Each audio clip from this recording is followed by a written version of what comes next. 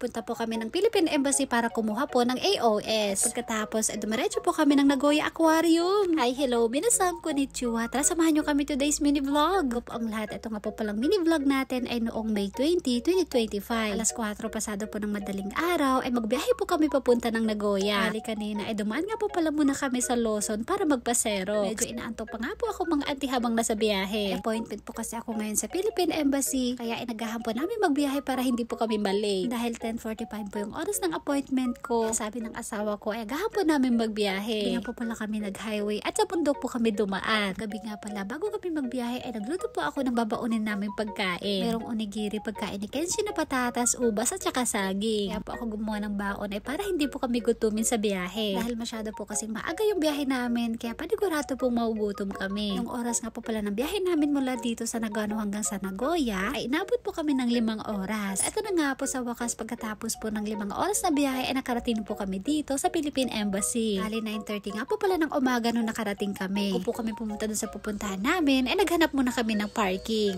Hello po, nandito na po pala kami ngayon sa Nagoya. Pupunta po kami ng Philippine Embassy.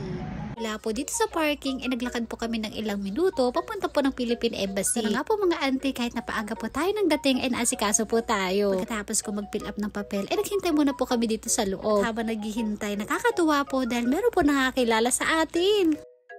Ito sa paborito sa vlog.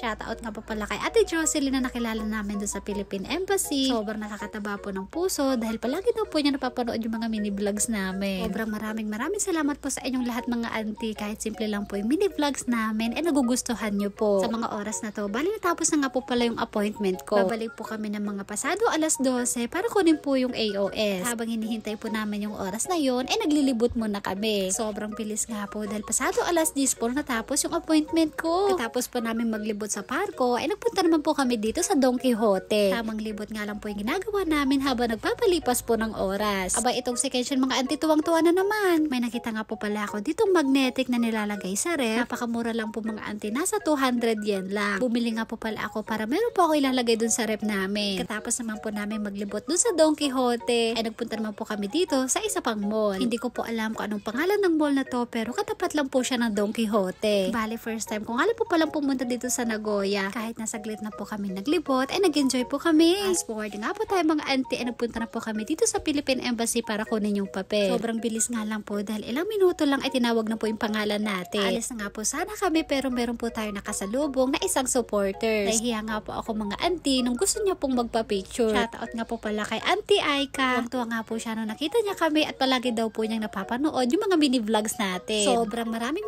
salamat talaga sa inyong mga auntie, nakakataba po ng puso. Pagkatapos po namin sa Philippine Embassy, nagbiyahe po ulit kami ng ilang minuto. Papunta naman po dito sa Nagoya Aquarium. Syempre, bago po tayo umuwi ng bahay, gagala daw po muna tayo na uncle nyong hapon.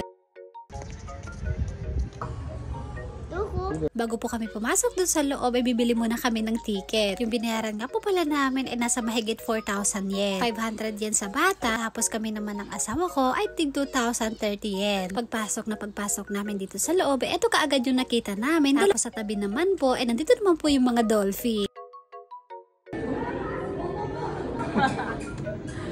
Nyo po, tuwang-tuwa po tong anak ko bawat makita niyang isda, tinatanong niya yung papa niya. Tatanong nga po ng anak ko kung ano yung mga pangalan. Uy, nanda? Nanda, shiroi no. Buti na lang, meron pong ganitong klaseng lugar na pwede nating makita kung ano po yung nasa ilalim ng dagat. Nanda?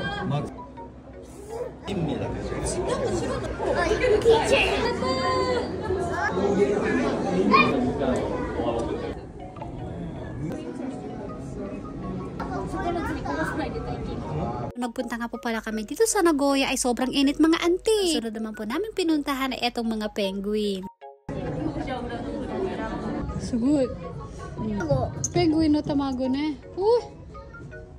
Pagkatapos po namin dun sa penguin, nagpunta naman po kami dito sa pinakataas. May show nga po yung mga whale, kaya manonood muna po tayo. Para mas ma-enjoy po namin yung show, bumili nga po pala ako dito ng pagkain namin. Yung fries, chicken at saka sausage. Po nga po kami dito sa malapit, pero sabi ko kay hapon ay lumipat kami. Para makita po namin ang mas malapit yung show. Minutong paghihintay na nga lang po at malapit nang magsimula. Kasi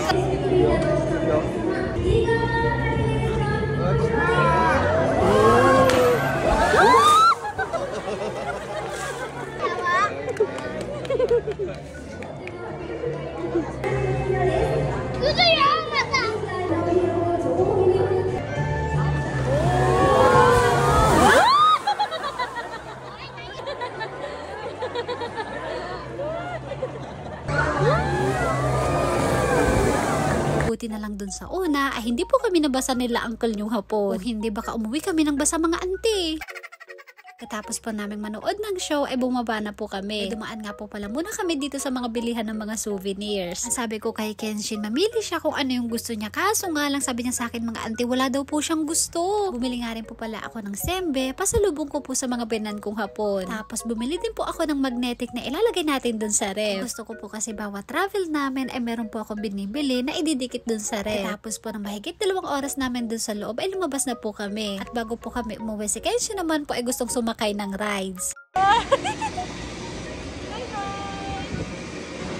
Papa!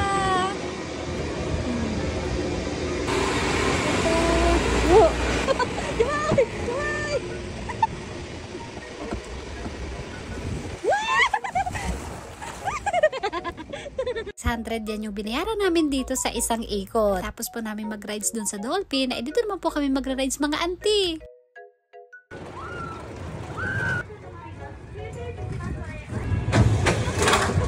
Binayaran po namin dun sa pambata na roller coaster ay ₱800, 2 ikot. Sobrang saya at nakaka-enjoy po tong araw na to. Kahit na nakakapagod po sa biyahe ay worth it naman. Katapos po namin maglibot dun sa aquarium ay magbiyahe na po kami pauwi ng bahay.